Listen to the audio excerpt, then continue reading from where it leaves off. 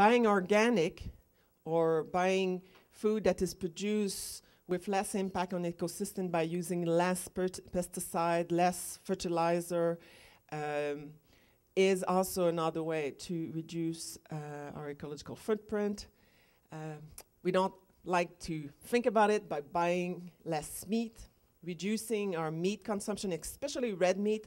I mean, chicken and others is less of ecological footprint, but as we're hearing more and more, red meat has a very large impact in terms of the energy that is necessary to produce a kilo of red meat, that what the animal has to eat to get the same level of calories that we get out of the meat is quite extraordinary gap. And finally, one very little thing is how we get to the grocery store. Because I found one research, a couple of research actually, that was showing that you could make a great effort about buying all your food local and all organic, but if you drive 10 miles in your car to go get that, then you cancel all those efforts. So that comes a bit, to the link about urban design and how we get to places, and how, in that case, how we go get the food we need every day as part of our sustainable diet. Okay, so let's get to the meat of it. The farmer's market. That's the first thing I know Yasser was really excited about. We have a great Parkdale farmer's market. We have once a week, we have a market on Main Street next to University St. Paul. And we have at Lansdowne on Sundays. It used to be also one evening, I think on Thursday, but I'm not sure if they're still on Thursdays? Okay. Where we can go get some of the local food. One question that I put on the table, literally, in that case, in the sheets you have, is what can we do to improve the existing farmer markets, and should we think about other outlets that takes the form of the farmer's market? How could we, the Lansdowne is obviously the one that's the highest profile, having 7 days a week or year-round market at the Lansdowne would be a very interesting.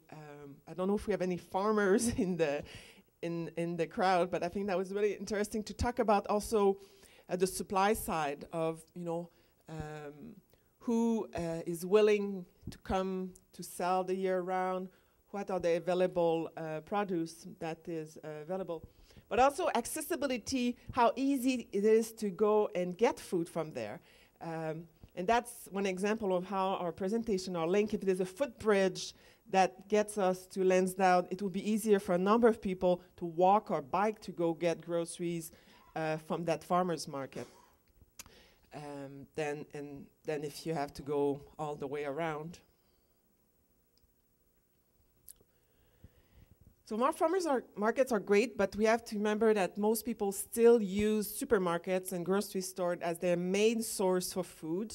And the producers, the farmers, they still rely mostly on supermarkets, on what I call the conventional channels, marketing channels, to sell their products. So as consumer, we have a role, because most of us, we do go to the supermarket, in making sure that there is more products available there. The first thing we could all do is systematically talk to the managers and the owners of our grocery stores, saying, I would like to see more local products here. And some of you are more aware of what are the farms and the products that are available. Actually bring the information to the Loblaws manager and the Loeb manager and the owners, saying, here's what you could offer here. And that's, groceries manager do respond to demand from especially if it's quite systematic and frequent. So that's the consumer citizen role that is, I guess the one level we can act now. The retailer themselves have very strict policy, and especially at the chain level, because they tend to be a part of chains. Some of them are owned independently, but most of them are not. So the manager may not always have the liberty to create shelf space for producers, for local producers.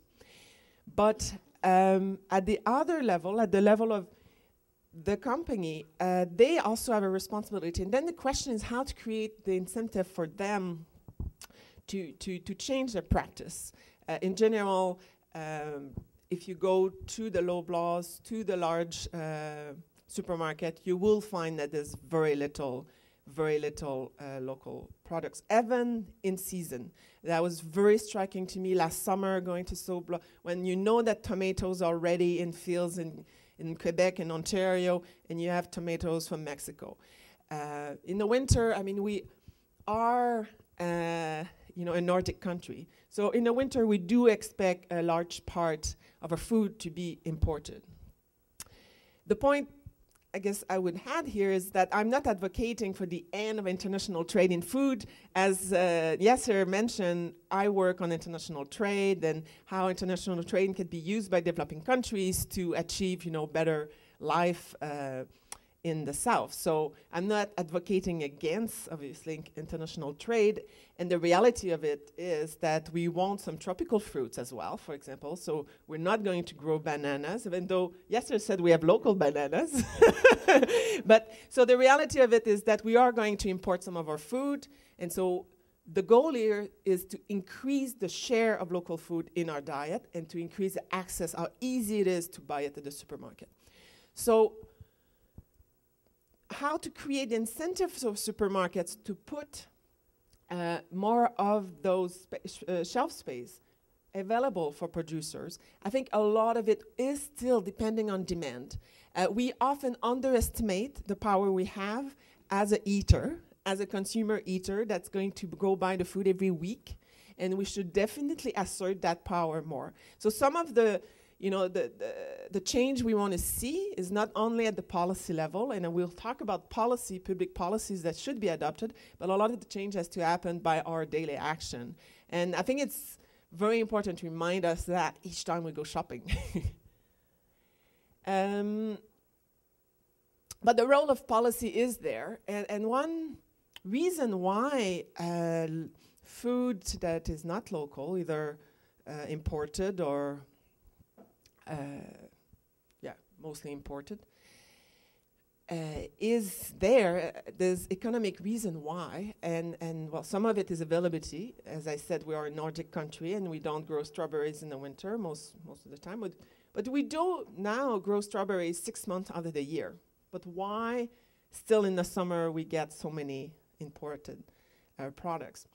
I think part of the problem is the environmental cost that I was talking about earlier. So how transportation of food from afar creates green gas emission, creates pollution for our air. There's a cost to that. But right now, the price of food as we buy it does not reflect that cost. Some people are now debating in Europe, about integrating the environmental costs of all products, not just food, into the price we pay, which would mean sort of a tax on carbon, if you'd like. That can be done in many ways, but some people are talking about it as a mechanism so that the real price is reflected in what we have to pay. And then you mentioned affordability. It will be a real game changer because we would see, really how expensive the environmental impact is at the cashier, the cash machine. So farmers market, supermarket, we know pretty well.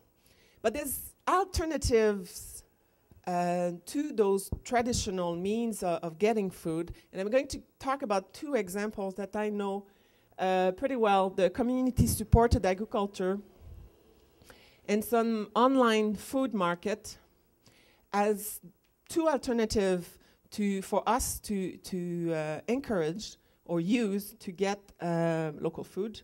And I'll also talk about the procurement policies of our schools and offices, cafeterias, and finally, community garden.